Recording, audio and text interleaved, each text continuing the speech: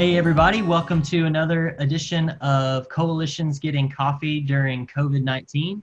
Today we have with us Rosita Palmer with Rosita Palmer Photography. What's up, Rosita? Hello, how's everyone doing today? How are you, Nathan? Hey, I'm doing just fine. Thanks for taking some time to let us get to know you and highlight some of the work that you're doing in the community. I always like to start these interviews off with some fun. So tell me about a non-political, fun, controversial opinion of yours that you have. And to give you a little bit of time to think, I'll start. One of the things that makes me unique is that I really, really can't stand eggs. Eggs is Mm. a go-to staple. It's a breakfast food that most people enjoy.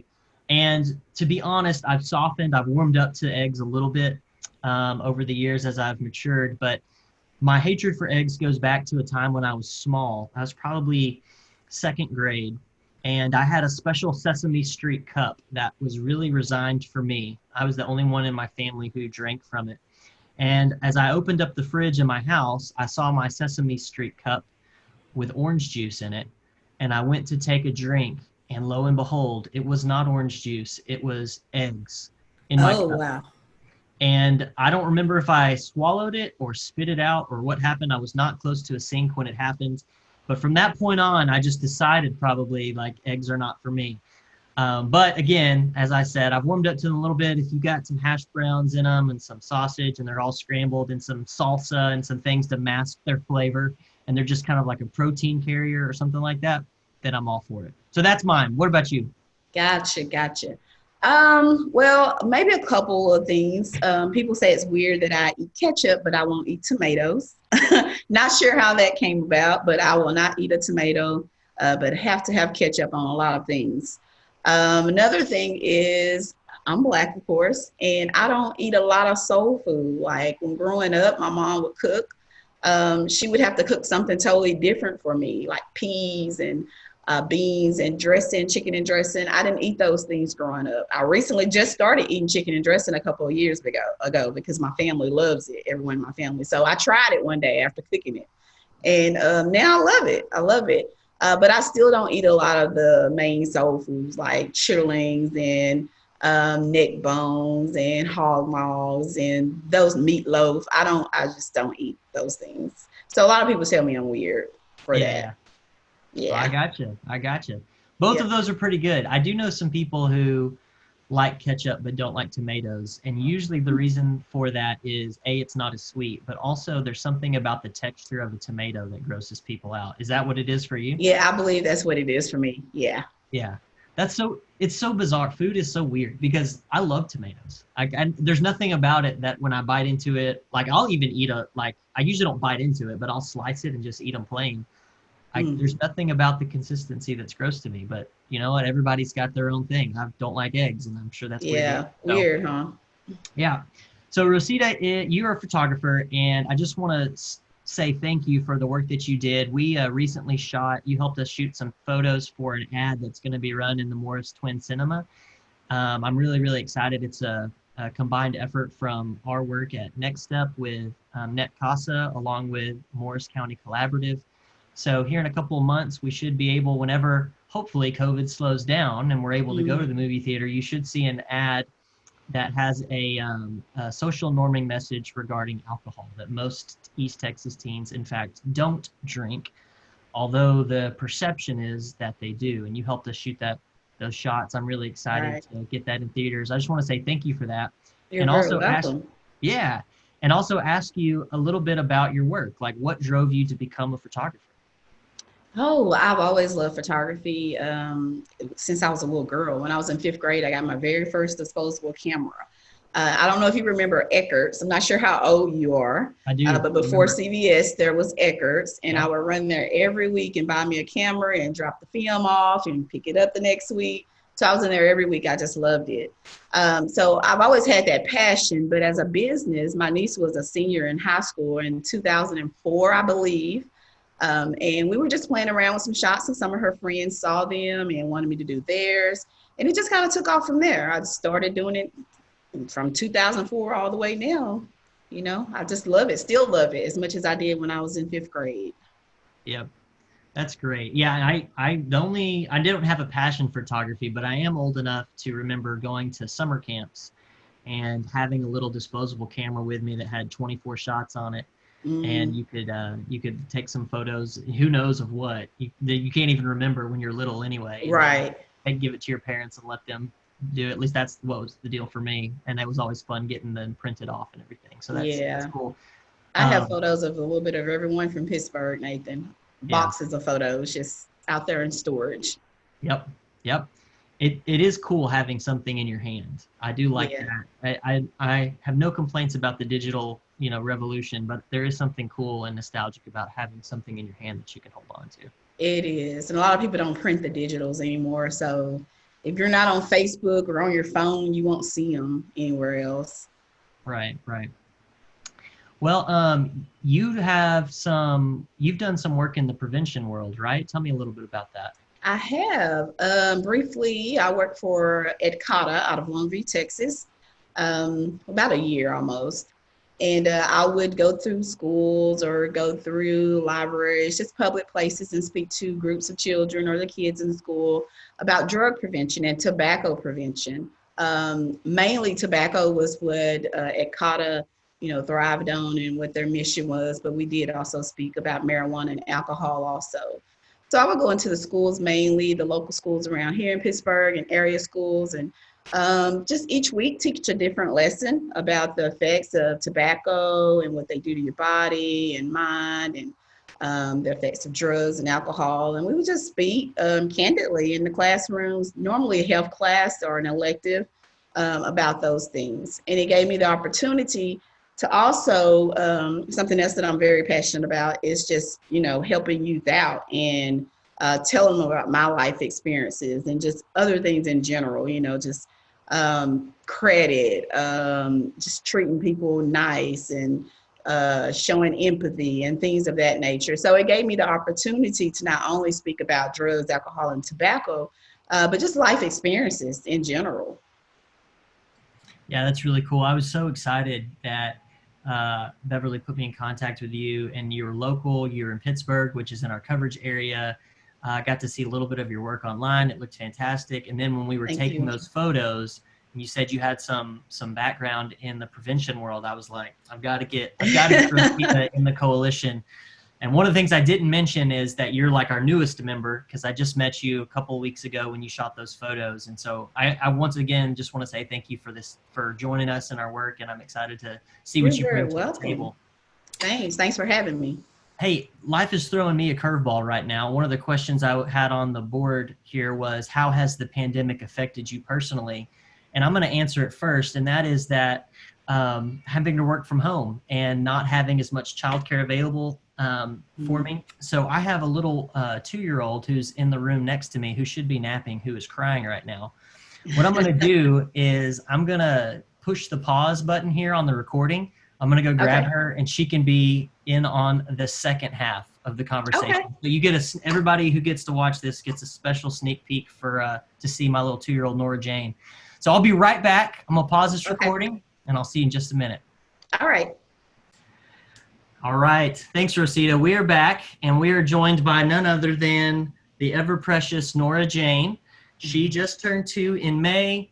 You might, if you're paying close attention, see some blue marker on her nose because she loves doing art, and I didn't wipe it off her nose. I didn't expect her to be on camera today, but she's with us. Okay. So, Hey, Nora Jane. Nora Jane, you want to look at Rosita and say hi? Hi. Hi. Yeah. So yeah, you're getting a up close and personal look at how the pandemic has affected some of my work. What about you? Well, I've worked from home since last August, and I'm kind of an introvert, so I don't go out much anyways. If I'm not out doing photography or a couple of other things I do, I'm in the house, doing something online anyway. So in the beginning, it didn't really affect me. My family, that's a different story because they have to be out and about. But me, it didn't really affect me until the beginning of June when my father-in-law, he contracted COVID, and he already had health issues. So he was in the hospital for over a month. Recently just got out a couple of weeks ago. So, we started taking it a little bit more serious. Then a few people in my family, my immediate family, contracted it. My son and his wife, my youngest daughter, and then myself. So it has affected us quite a bit. So we do take it serious. So I do take offense when I see the conspiracy theorists and the it's not real posts. I do take a little offense to that because we've dealt with it. We've lived through it. Wow. So you've had it? I have had it. Yeah. Wow, Rosita, you were the first person, and I'm not a conspiracy theorist, so please don't take it offensively like that. You're the first person that I have a personal relationship with that I've known who has contracted it. Now, I know some people who I used to work with, but I don't like interact with them very much anymore that's had it. So what was it? Can I just go off script here and will you tell me a little bit about it? Like, what was it? What was it like? Yeah. So at first, my throat, I noticed my head was hurting quite a bit, and my throat and my voice started changing. So I kind of felt like I was about to get it because my daughter was here, who's off in college, who we had to go and pick up because she was having very severe breathing problems and she had tested positive. So we had to pick her up and bring her here. And of course, me being mom, I'm the one in and out of the room taking care of her and checking on her. So I kind of felt like, okay, I've gotten it, right? So I felt that way for like 3 days. It was fine. I could still deal with life and go on about. But then that fourth night, I woke up in the middle of the night and I was sweating. I just needed water. I was dehydrated. Got up to go to the kitchen and I almost passed out. I had to grab the wall, to not pass out. And from that day on, for about 7 days, I thought I was dying. Oh, wow. For about 7 days, I couldn't get out of bed. I was just back there sweating, pain. I felt like someone was dropping bricks on my body the entire day. Yeah. My head was pounding. I was taking 12 Tylenol a day because that's what they suggest you take. Yeah. It's the Tylenol. So I was taking 12 Tylenol a day, just dehydrated, dizzy, nauseated. So you couldn't get up and really do anything. It's just kind of laying in the bed, because you just can't get up. You're hurting, you're dizzy, you're throwing up and vomiting. It's all that good stuff. Yeah. So I had all the symptoms that I read about except for the breathing problems. I never had breathing problems. And maybe the final 2 days, I started having chest problems. And that's when I went to the ER finally, because I knew what I had. But when I went ahead and went to the ER, they did the chest x-rays, they did all the blood work. They wouldn't test me though, but I'm still 100% sure that that's what I had. And the ER doctor told me he was pretty sure that's what I had, but because my daughter was in the house with me and had already tested positive, they felt like it would be a waste of tests, pretty much is what he said. Yeah, it's just a so they foregone wouldn't test conclusion. me. Yeah, I gotcha. Man, well, Yeah. thanks for sharing your story with that. One of the things that I think would be helpful, we're definitely going off script here, but oh well, it's for fun.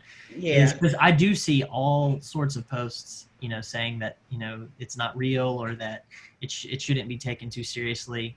People not interested in wearing masks and things like that. And I think it would be helpful for people like you, and maybe even on a national level, to do like really quick, short snippets, interviews with people who've experienced it. And I don't know how dark you want to get it, but you could interview people who've lost loved ones from it, but just to make it seem more real, just like they do with smoking commercials, like you see those, they interview people who like lose their nose and stuff. Like it would be helpful for people to be like, hey, this is a real thing. And just because maybe it hasn't impacted you personally doesn't mean that it's coming. Right. And like it's something to be taken seriously. So looks like my daughter in the background is getting patriotic with the flag and I see. Here. Yeah. Well, there's no question, Rosita, that the pandemic has placed a heavy burden on East Texans.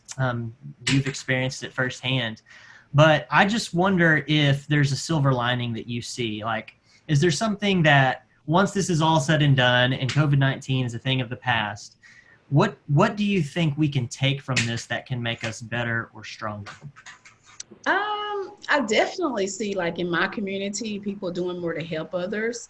Definitely in the beginning, people were going out for the elderly, making sure they didn't have to get out. I just see community stores, making sure the elderly are taken care of, and kind of in and out. And I know, across the country, lots of stores like Walmart and Brookshire's they were opening early for the, elderly people. So I feel like it's made us a little bit more compassionate and caring, of course. So I'm hoping, when this is all said and done, we'll continue that trend of being more compassionate and more caring. And I'm hoping that, we can just find some good in all of this.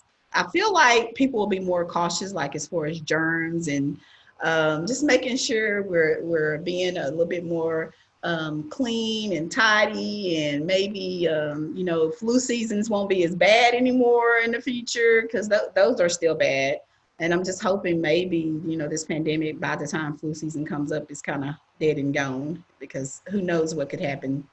Right, right. Yeah, I'm similar to you. I wonder if there are people out there who have learned a little bit more about what social responsibility kind of looks like. Mm. It's pretty easy, and it's a value in our country. Individualism, like kind of pulling yourself up by your bootstraps and making a life and a name for yourself. And there's definitely some good in that. But one of the downsides is we kind of forget how my actions impact the people around me. Right. Whether it's your neighbor, whether it's the people in your city or your community at large, or the environment around you, like the trees and nature and things like that, with pollution and all of that. This now, I mean, like, there's some places, some of my favorite places in Tyler, restaurant wise, like if you don't have a mask, like they'll ask you to leave or give you one. Like, it's a big deal. Like, it's starting to really be a focused effort on this, and that's forcing people to realize, like, oh yeah, like when I breathe, like there's stuff Right. that could go into where the kitchen is. Like, I do need to be aware of how my actions impact those around me, and I think that's a positive. Yeah. What are you most looking forward to when we don't have COVID anymore? A trip. I just really want to go somewhere on a plane. I just don't know where. There are so many places I want to go. But yeah, I just want to take a trip, a few trips actually, when this is over. We actually have a cruise scheduled for December. Both our daughters are graduating college in December. So we had a cruise that we planned, like started in January. Of course, we don't know what that's gonna, be like, or what's gonna happen with that, because they keep extending. The CDC keeps extending, the deadline for the cruise industry, before they can sell again. So that may be the first trip. It may not. We just don't know. So I'm just ready for a trip, ready to get back with family and friends, gatherings, big gatherings. I love to, throw little get-togethers and stuff. So that's kind of been on pause. I'm ready for all that to start back. I totally get you there. One of the things now, like, I would say I'm a sports fan. I don't think I'm like a crazy sports fan, but I do keep up with it. I listen to sports radio, and I've never been a huge college football fan, but it's seriously, like, there's a chance it may not happen at all, or if it does, the way that they're going to play, like a lot of rivalries may be like not able to take place this year, kind of keeping it regional and things like. So the Mm, way that it's impacted sports is frustrating. I can't wait for the time when you can either go to a game like in a crowd, or just right. watching it and there's an actual live crowd in the stands. And I have no idea how football, like the NFL or anything, is going to work with COVID. I know they've got a bubble set up apparently for basketball. I'm kind of excited to see how that looks and how that works. But I do love sports, and I'm excited for the time when we don't have to worry about large gatherings and we can just allow sports to happen the way it's always happened. I agree. Definitely. Well, we're getting close to the end. I wanted to give you a chance to plug your work with your photography. Is there a website or a Facebook page or anything that you want to direct some of our viewers to?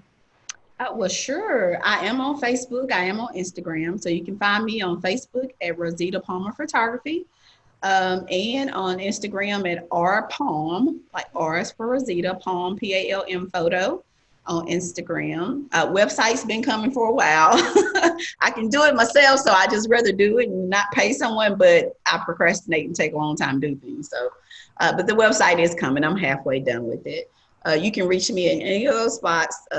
Personal message me, inbox me, text me. Phone number is 903-855-2533. You can reach me any of those ways. Cool. And we'll when we in this recording here, Rosita, I'll ask you for that information, whatever you want to share, and we'll post it in the description in case people didn't catch it and they want to, if they're in the Northeast Texas area and they need some photography done, I'd love to direct them to you.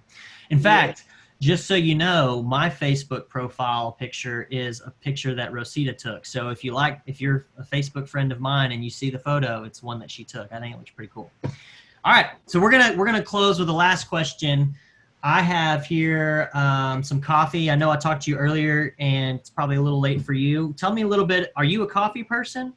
I am not a coffee drinker, never have been. I rely on Red Bull once or maybe twice a week. I'll drink a half a can of the sugar-free maybe once, twice a week. And I drink Avocare Sparks. I've been drinking those since 2011.